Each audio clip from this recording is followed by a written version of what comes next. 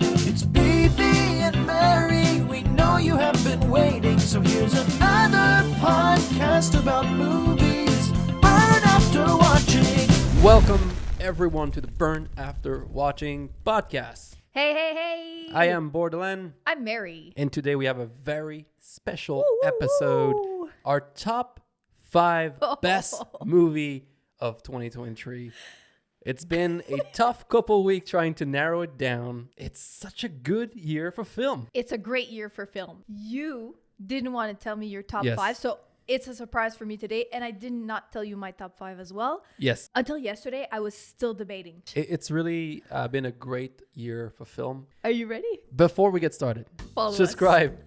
Follow us on YouTube, Spotify, Apple Podcasts, Amazon Podcasts, Google Podcasts. We have it all. We're everywhere. Instagram, TikTok, not Facebook. So check us out and subscribe. We appreciate it. Let's just get started with this. Go. I'm going to go ahead and I'm going to name my top 5 movie for 2023. 4 Things. Oh, last. It's been Okay. very hard. To be honest, there's at least 2 or 3 movies I could put in there. And for me, Poor Things was just it's such a pleasure to see a master at work. Someone that is such in control of his heart, his vision. I love the music choices, the visual, the performance are out of this world. It's a great adventure. It's a great story. It's just a great film. It really takes you somewhere else for 2 hours. I do have little things I don't like. We already talked about it in our last episode. Check it out if you want to hear more. Regardless, it's still a great film and it has to be in my top 5. I love it. That's Yeah? good. Surprise? Well, yeah, a little bit surprised. I thought maybe it was going to get in your top 3. Yeah. But I know that you've loved other movies. So, and as you said, this was hard. It was hard. Yes. So I'll go with my 5th position, and you're gonna be surprised for sure. Oppenheimer. Woo! What a great film. Such an important story. What's the name of the main actor? I can never remember his name. Cillian Murphy. He did an amazing... Or Killian Murphy. Killian Murphy. Cillian Murphy. He killed it.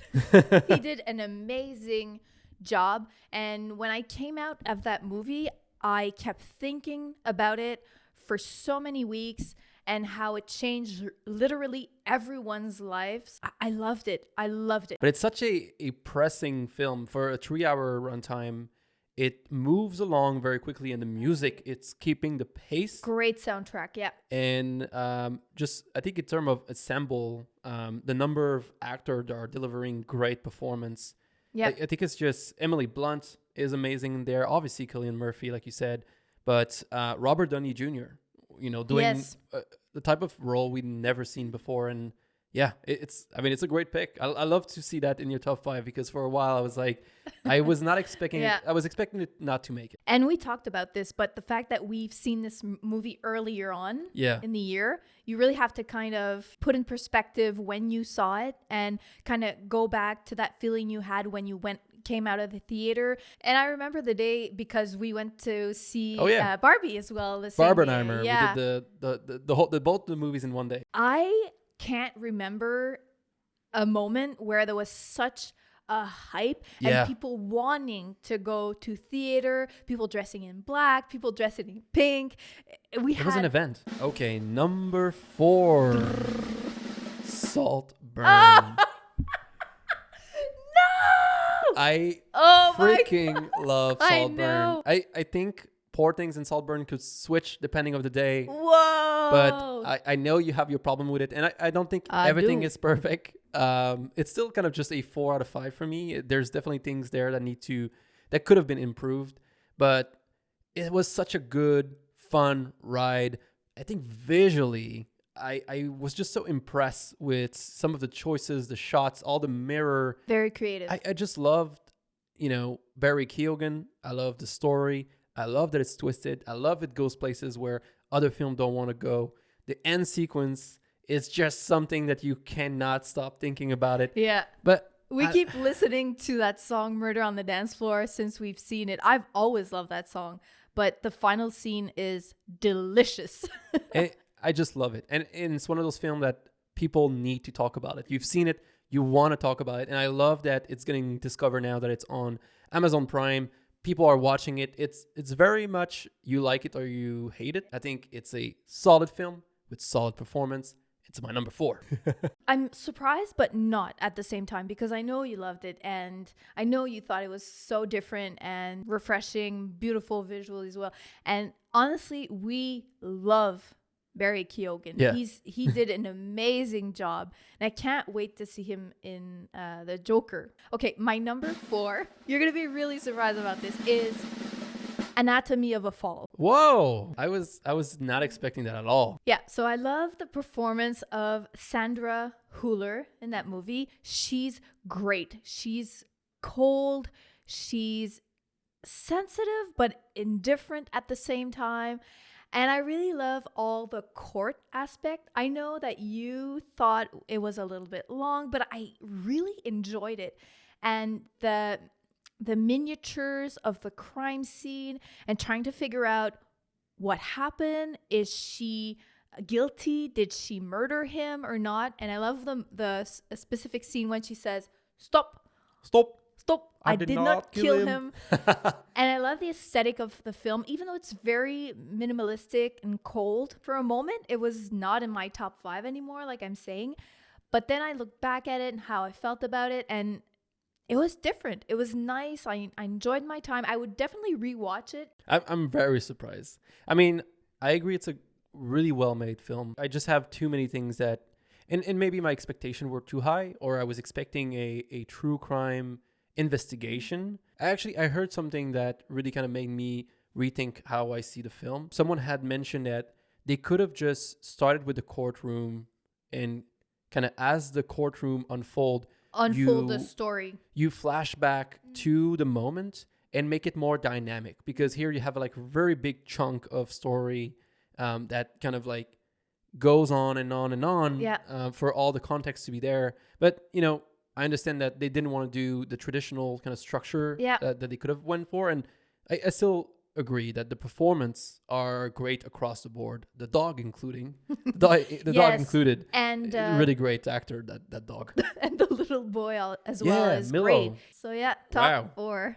Wow. Number 3. Number 3 for me is Oppenheimer. Oh, yes. Listen, Christopher Nolan, you knew you would get something really well made. Technically, it's just incredible. Like I mentioned before, the pacing is awesome. It's driving you. It's pushing you to the next scene. The music, the visual effect, you know, they're not technically CGI, but the visual effect that are kind of helping you move and visualize some of the very complex things they're talking about. While they didn't dumb it down, right? They wanted to be realistic. They wanted to make sense. They wanted to be accurate. They didn't dumb it down, but they did help you and held your hand a bit through that. But I think it's definitely a film that watching it multiple times, you'll get a lot of reward from that. What did you think of Albert Einstein? It's just funny. It's just a joke. But I think it was odd. I liked it, but I liked it because it was in that time. What a huge moment in history to take on, and he did an amazing job. Yeah. It's incredible. It's a masterpiece. Sign me on for anything. If you can make Oppenheimer a 3-hour long black and white historical drama interesting, he can make anything interesting. I'll be there. I'll be watching. I agree. And I feel that movie, as we said before, made people want to go to the theater with Barbie, as we talked. And that's such a positive thing. It's a tough thing to do. I agree. So, but I was expecting you to maybe have it in your top 2. Top 3 for me, eh? Yes. Third position is Monster. Woo! Monster is beautiful movie with important subject and very well made, because as we spoke before in another episode, it kind of rewinds you 3 times, so 3 different perspective, and that was so well done. It was brilliant. It was touching. It was it really moved me. And we had seen Shoplifter from the same director before. Yeah. I always forget his name. Corrida. What he said. Sorry. And I just discovered his work this year, and I'm so thankful. I love his vision. I love his work. It's even though it's like, even if the subjects are really important and can be sad, Yeah. it's so It's tender. yes, tender, soothing at the Quiet. same time, Yeah. quiet. I cannot decide whether or not I loved Shoplifter or Monster the most, but in third position for me is Monster. It's a great film, and I'm not gonna even gonna wait because my number 2 Oh! is Monster. Woohoo! Listen, I'm gonna do it for you. Monster is better than Shoplifter. For me, it's a no-brainer. Monster is, like you said, it's gorgeous. It's beautifully quiet and tragic at the same time. So smart. The narrative structure is amazing. The screenplay is awesome. I love spending time with those characters. I love spending time into this world, and I You just even cried. yeah, like one of the biggest punch for me this year in a theater was the trombone scene in Monster. It just totally hit me, and it was beautiful and it was touching, and I loved everything about this film. I love the performance. I love the way they capture the life of kids, and I love the imagination of kids being represented through the film as well. So top 2. Okay. My top 2 is May, December. What a great movie. I still am thinking about this story. Natalie Portman is amazing in this movie. Julianne Moore as well. I love how you keep thinking of what is true, what is false with the acting part. Is she acting? Is it the real her? Who's taking advantage of who? What a great movie. I loved it. I just loved it. I love a movie that doesn't end when the movie ends. You know what I mean? It's just, Yes. it actually continue or even like totally redefine itself over time. And this is the type of film that should continue to be made, even though it's probably not the film that makes the most money. It's just like you want to go back into it, and even And it doesn't give you all the answers. You know, you Yeah. have to figure out for yourself what's the meaning. And even the soundtrack. I love the soundtrack. It was very different. We Yep. talked about the whole, like TV drama kind of parody. I like that. Yeah. And it made it a little bit lighter because the Yeah. story is quite heavy. And when you get to see Natalie Portman, Oh my God. Julianne Moore in the same film at the top of their game, It, you can't pass that. It's just they're both amazing. I know. I can't get over it. This was one of the movie that was battling for number 5, and poor thing just had the visual. Oh, so May, Aspect. December is not in your top 5? No, it's not. Woo, baby. What's your number 1? Let's finish Okay, this up. just what? Okay, so your 5th position is Poor Things, Poor thing, Saltburn, Oppenheimer, Monster, Monster. and my number 1 film of the year is The Holdovers. Oh, Listen. baby, you loved it. When you give me a story where you're just following characters in their everyday life, it just feels like you know those characters for years, and you're going to continue knowing them for years. It's this, when a screenplay is so well fleshed out that people feel real, Yes. it doesn't have to be over the top. It doesn't have to be a big adventure. It doesn't have to be a crazy story. You just feel for them. And I know that actually the director has been really unhappy that people call it cozy or a Christmas film, because he said there's such tragic things happening with those characters. I don't understand why someone would believe it's cozy. But I think the setting of, New England in the 70s, in the winter, over Christmas time, is just nostalgic, even though I wasn't born. I think it's because it's over Christmas time and it's the holdovers. Paul Giamatti. That's the What's his name? Giamatti. He's at the top of his game. Best performance. Best performance. He's great. And can we talk about the young Dominic Salsa. Yes, his Yeah, his first Salsa? Salsa. Salsa. Dominic Sessa. Sessa, yeah. It was his first performance Ever. ever. He was discovered doing theater at school. And apparently, He's amazing. Alexander Payne has been looking for the right actor for years. And even Mary, her the role, Mary's role, she could win Best Supporting Actress. She was amazing. She really tied in their little trio of strangers building a connection, kind of being forced to build a connection, and everybody has their own struggles, and then they understand each other, helping each other out. It's true that it's kind of a comforting yet dramatic movie. It's funny. You follow a bunch of somewhat broken human, and they find comfort into each other, even though they're all imperfect. And they help each other. And that's what I like. It's like just real people with normal problems, just finding comfort into each other. And that's why, for me, it's a comfy movie. It's just... I loved it. It is tragic. It is sad at time, but it's also just comforting to see people going through everyday lives, issues, and just supporting each other. Visually as well. Can we talk about it? They used... cameras from the time. Cameras from the 70s. It's attention beautiful. to detail. The costumes, the music. And if there's one film in all the film in this top 5 that could make into a top 20 or even maybe a top 10 of all time for me, it would be The Holdovers. I think with enough rewatch, with enough time spent into that film, this is the type of film that to me could be a top 20, top 10 movie of all time. I just loved it, and I can't wait to rewatch it every Christmas at a minimum, most likely multiple times a year. I'll be there with you, baby boo. It's not in my top 5, but it's definitely in 6th position. It's in my honorable mentions. I will talk about it a little bit later, but I think we said everything. So my top 1, I think you can guess.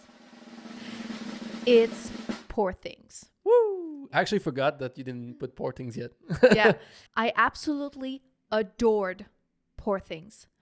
Visually, it is absolutely gorgeous. All the costumes I need to own. Every single outfit. Emma Stone is incredible. And even something that I didn't realize, and what makes it even more great, is when we watched Director on Director, it was Yorgos Lanthimos talking to Harry Hester. Yes. And he mentioned that one of the things that was complex to this movie and that made the movie great is it wasn't shot in order. So Emma Stone, they had to break down every stages of her development because she's not talking or walking the same way. She had to go back and forth between all the stages, and I didn't think about it. Yeah. But now that I think of it, I'm like, wow, what a great performance, because there's major differences in all those stages. Yeah, and the fact that you don't realize is how good she is. Yeah, it tells you, it's like editing, right? When you don't see it, it means it's really good. Yeah. And they even mentioned, so I think they said that they broke the film in 12 stages, and they even said that Emma Stone went a step further, and within each stages made subtle little adjustment to really make it a natural organic growth across the film. And the fact that they didn't shoot the film in order makes it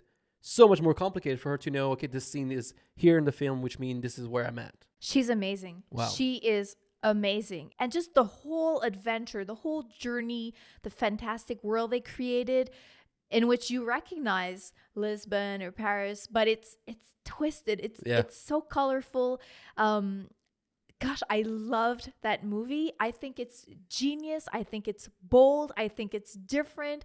I love Yorgos Lanthimos. What a great thinker. I was mind blown. We sat down and talked for 10 minutes on a chair.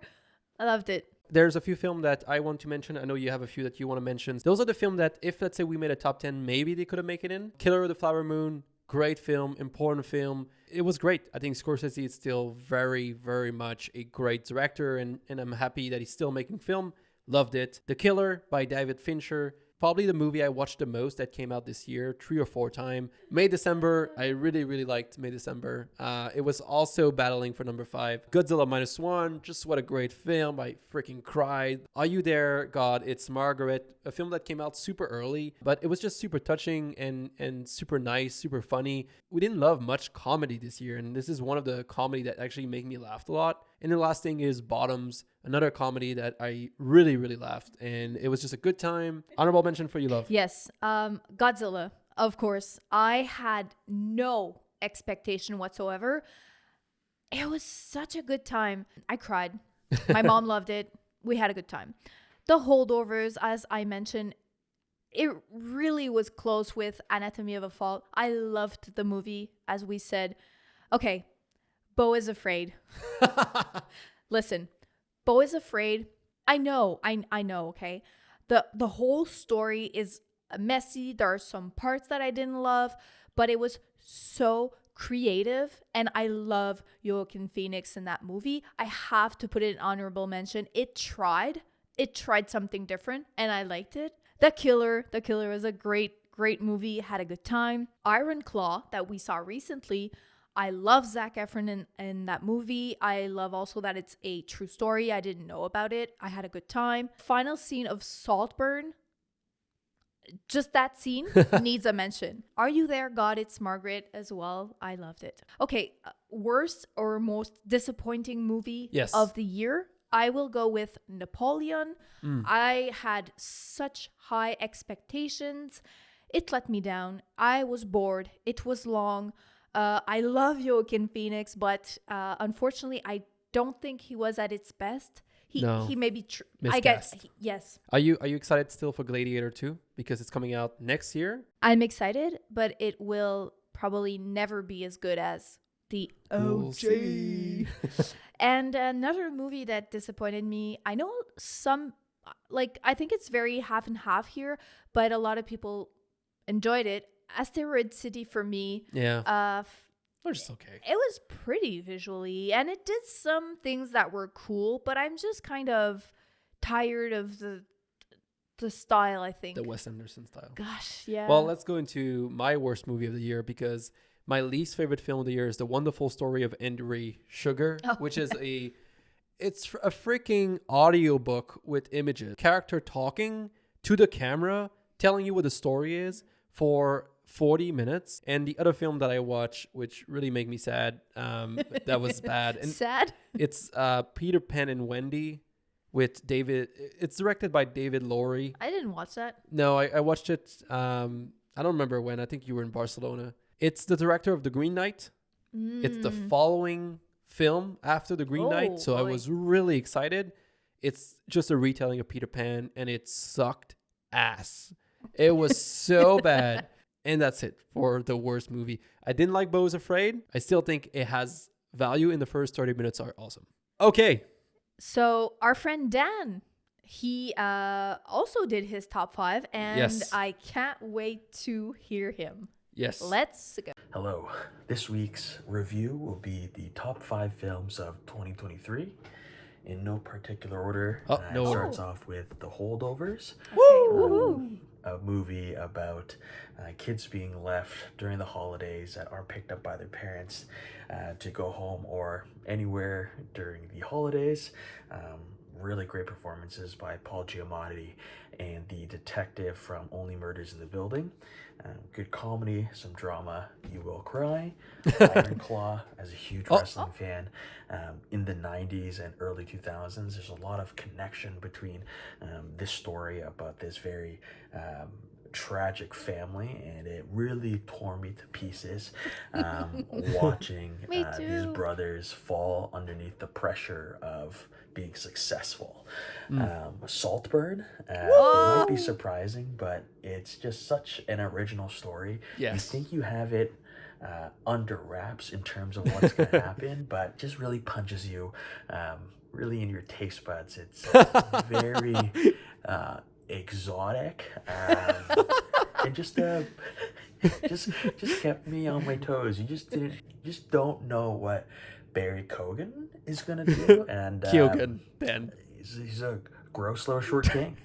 Past Lives. Oh, we haven't We seen didn't past see that. it. Another Yeah. gut punch. Just something I think he so cried. tragic about love and just the timing of how things happen in your life and We're gonna really watch it. exploring fate. Yeah. I just thought it was a really well-rounded film. And lastly, Spider-Man Across the Spider-Verse. A lot of people said that. Yeah. Still haven't watched I it. watched it early on in the year, but it's just such an interesting take on the Spider-Man storyline. Great animation, the effects, great voice acting, and just a all-around cliffhanger. I didn't expect it to be a two-parter, but just a fantastic film and a great series to watch if you haven't watched already. So those are my top 5 of 2023. I wonder if he saw Poor Things.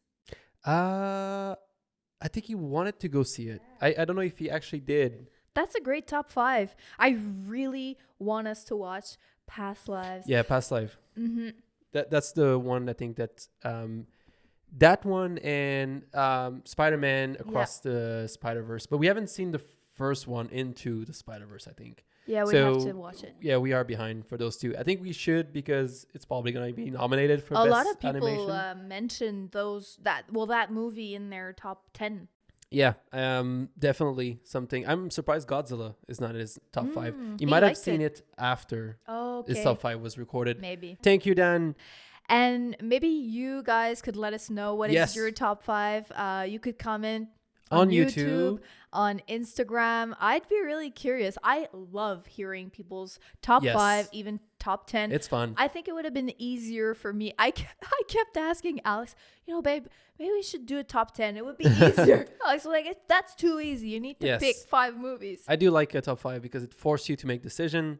Honorable mention can still exist. I feel like top 10, sometimes you end up being like for me, a top 10 means that some film I would have been like I need a film to have in number 9 and 10. Yeah. Even though I would never say it's one of my favorite films of the I agree. year. Yeah. So that's why I think a top 5 is more to the point. Thank you for being with us all of 2023. Thank you for being with me. We will see you in 2 weeks with another episode, and we're going to continue doing more episodes. There will be also now videos dropping on the YouTube channel. Subscribe now on YouTube if you want to see some of that. Find us everywhere else if you want to listen to the podcast, Spotify, Apple, Google, Amazon, and obviously social media. We are there as well. And Happy New Year, you guys. See ya! Love ya.